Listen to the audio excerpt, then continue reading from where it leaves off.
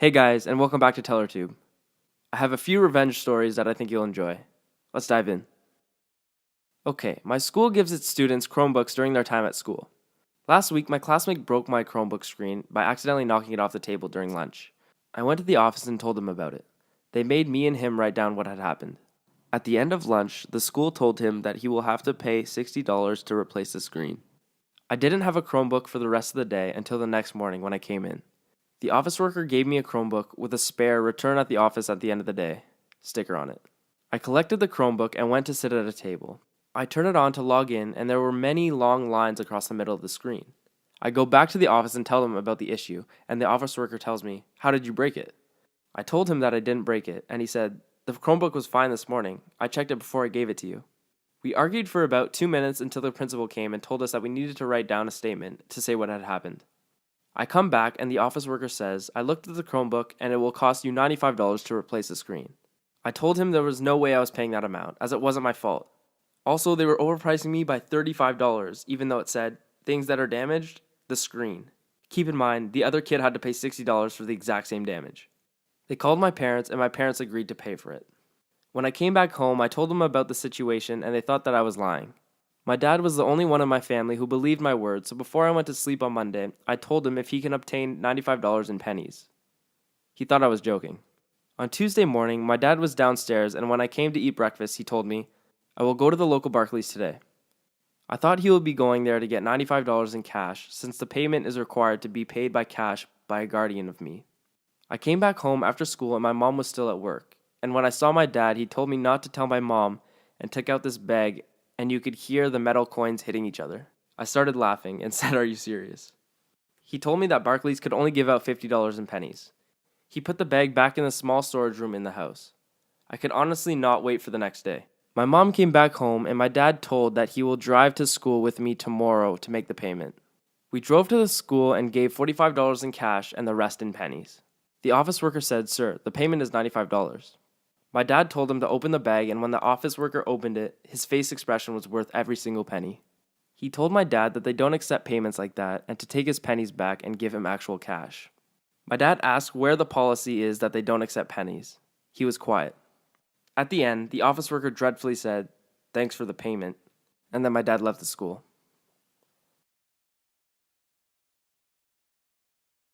Alright, I was a local manager and DJ at a local club in a small military town and was instrumental in making it the busiest place for 100 miles. We did a Wednesday ladies' night that regularly drew 600 to 800 people each week, and about 400 to 500 people for Friday nights. Since this was a small town, there were blue laws that prohibited Sunday sales, and so we had to close at midnight on Saturday. The club was so popular that 2 other clubs in the area were forced to close down due to the lack of sales. The last year I worked there, we did over $750,000 in drink sales, and we're taking in approximately $8,000 at the door on ladies' nights. As DJ, I was instrumental in bringing in the crowd and had gotten very good at my job.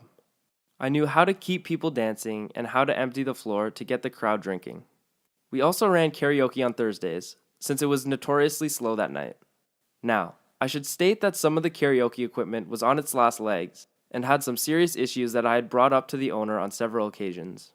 Dance floor lighting was installed by me since he was too cheap to hire a licensed contractor. One Thursday night, I had again told the owner that the amp for the karaoke equipment was not working right, and I had to boost the volume to get enough sound out. During the course of the night, we had to switch back and forth between the karaoke and the regular music since there weren't a lot of people that night. During the course of the night, I had gotten a little sidetracked and forgot that I had potted up the sound and switched back to regular music at full volume. I quickly dropped the levels and went back to work. That's when the owner, let's call him Dick also happens to be an alcoholic, came to the booth and proceeded to cuss me out very loudly in front of about 50 people and then walked away.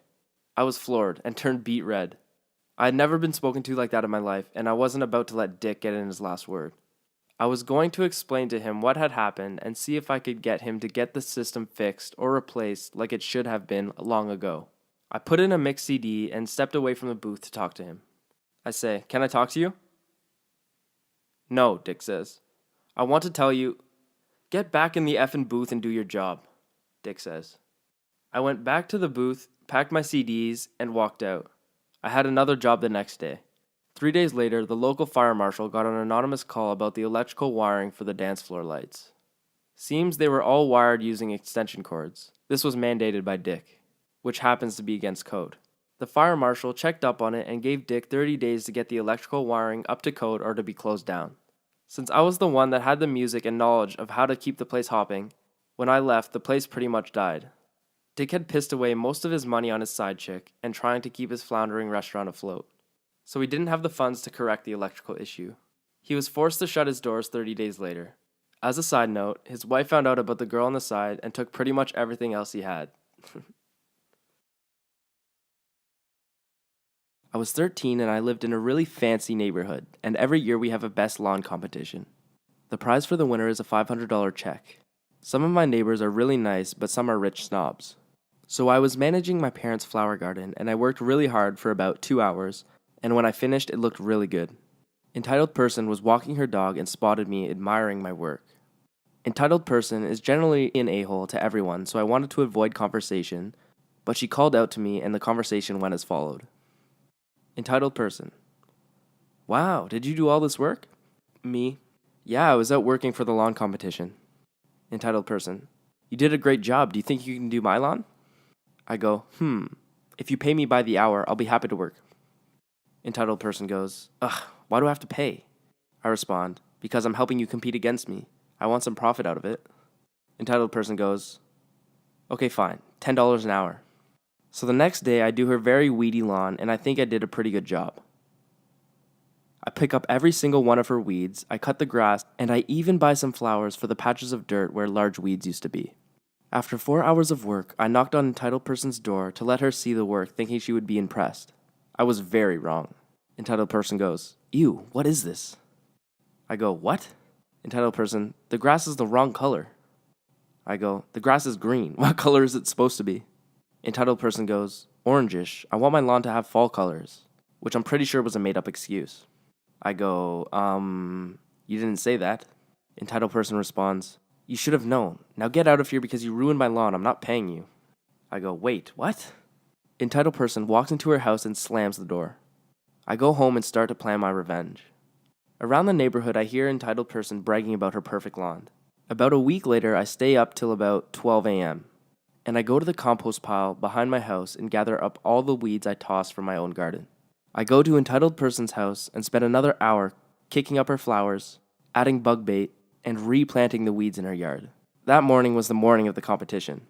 By the morning, her garden had some bugs and looked like the house was abandoned. It was worth all the work to see Entitled Person's face in the morning.